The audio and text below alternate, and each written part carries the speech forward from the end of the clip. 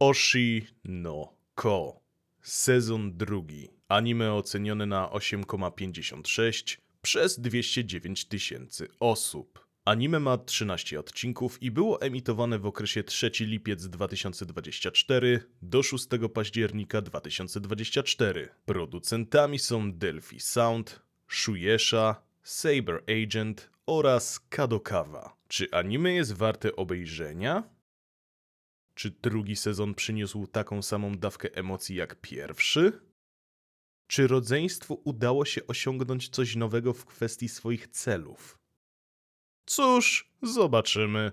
Witam serdecznie, z tej strony KRJ i witam w kolejnym filmie na tym kanale. Dziś opowiem wam o moich wrażeniach z anime. Z anime, które jest mi dobrze znane, bo pierwszy sezon obejrzałem dawno temu oraz zrecenzowałem go, więc przyszła pora w końcu na kontynuację historii rodzeństwa Hoshino. Drugi sezon ukończyłem i była to podróż pełna emocji, ale momentami lekkiej nudy, ale zaraz wytłumaczę dlaczego. Na początek opowiedzmy sobie coś o samym anime i od razu ostrzegam, że mogą być spoilery dotyczące pierwszego sezonu. Oshi no Ko to anime opowiadające o rodzeństwie, czyli Aquamarine oraz Ruby Hoshino. Są dziećmi sławnej idolki, która została zamordowana przez psychofana dawno temu i nasi bohaterowie próbują jakkolwiek żyć z tą traumą, ale i realizują swoje osobiste cele. Ruby to dziewczyna, która chce kontynuować dzieło matki i stać się sławną idolką z dwójką innych dziewcząt i na cześć matki ich zespół nazwała tak samo jak nazywał się zespół idolek, w których była ich matka Hoshino Ai.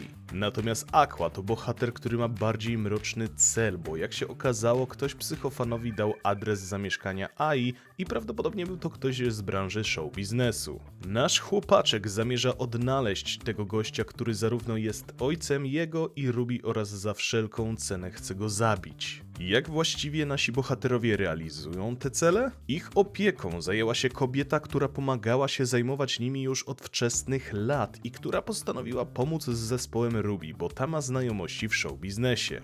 Więc tak oto Ruby, Arima Kana oraz Memcho zaczęły dawać koncerty i realizować rozwój zespołu Bikomachi, by stać się niezwykle popularnym zespołem idolek. Aqua za to chce się piąć po szczeblach kariery aktorskiej tylko po to, by mieć dostęp do informacji i wpływowych ludzi, by krok po kroku odnaleźć osobę, która jest odpowiedzialna za ujawnienie informacji na temat zmarłej idolki i zabić go. Drugi sezon w sumie bardziej skupia się na chłopaku, bo dostajemy od początku jego pracę nad przedstawieniem teatralnym, w którym bierze udział. Stara się jak może, bo w końcu chodzi o wyższy cel, ale miewa problemy z pokazaniem chociażby większych emocji, co stanowi dla niego problem, bo gdy próbuje wywołać chociażby pozytywne wspomnienia czy emocje, to dostaje ataków paniki i ma wspomnienia z dnia, w którym zabito jego matkę. Mimo że w międzyczasie stara się odkrywać, kto może stać za tym wszystkim, to w głównej mierze większość anime skupia się na tym przedstawieniu teatralnym i to jest dla mnie ta nudniejsza część.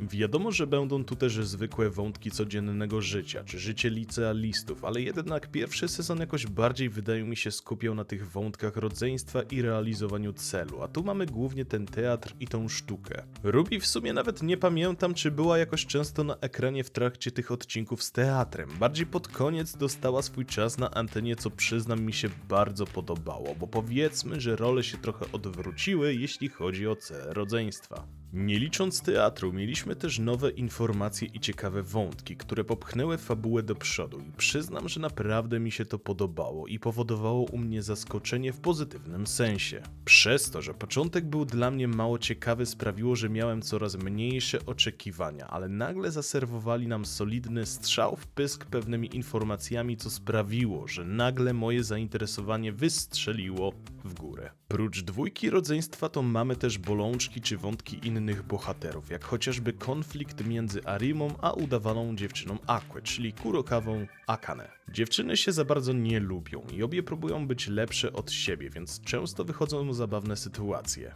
No i obie łakną naszego chłopaczka tylko dla siebie i w jakiś sposób próbują się do niego zbliżyć, więc jest tu ciekawie pod tym względem. Ogromnie lubię mentora i powiedzmy opiekuna głównego bohatera, czyli Gotande Taishi. Gość wspiera chłopaka od najmłodszych lat brat i próbuje mu pomóc odnaleźć ojca oraz naucza go wielu przydatnych umiejętności, które przydadzą mu się w show biznesie i dzięki którym będzie mógł osiągnąć swój cel. Gość jest dla mnie takim jego głosem rozsądku oraz kimś, komu myślę ufa i może zawsze się udać, gdy nie wie co robić. Może się on wydawać prostą postacią, ale jest to osoba, która chyba ma największą uwagę ode mnie. I teraz tak, czy drugi sezon trzyma ten sam poziom co pierwszy?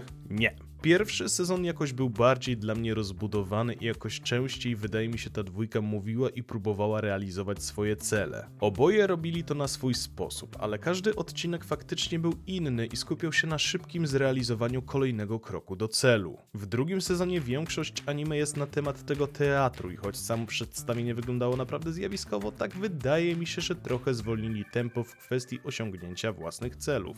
Czy to źle? Nie do końca, bo jednak nie chciałbym, żeby to wszystko za szybko się skończyło, ale to przedstawienie dla mnie ciągnęło się za długo. Plusem jednak jest zakończenie, które przyznam zryło mi banie i ogromnie czekam na trzeci sezon, bo nastąpiły spore zmiany, dostaliśmy nowych bohaterów, o których niewiele wiemy oraz przede wszystkim historia została mocno popchnięta. Okej, przejdźmy do małego podsumowania. Fabuła. Początek był dla mnie trochę nudnawy, ale dzięki temu, że gdzieś tam były wtrącane prawdziwe cele naszych bohaterów, to sprawiło, że byłem w stanie to znieść, a zakończenie spowodowało, że chciałem już dalszą część, więc fabuła była dla mnie dobra. Audio. Jak to zwykle u mnie bywa, nie odczułem jej jakoś za bardzo, czy nie zwracałem uwagi. Intro z pierwszego sezonu było dla mnie naprawdę dobre, a to mi się mniej spodobało, więc muzycznie jest średnio. Kreska.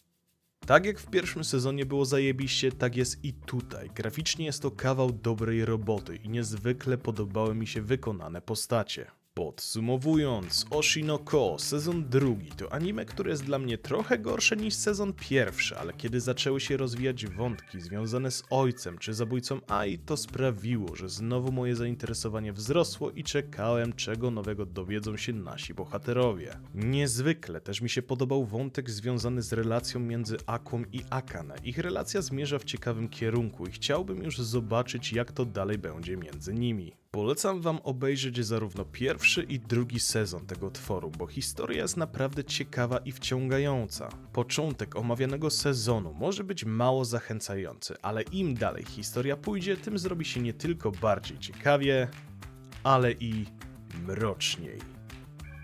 Także to tyle. Dziękuję za wysłuchanie, dziękuję za poświęcony czas i życzę miłego oglądania.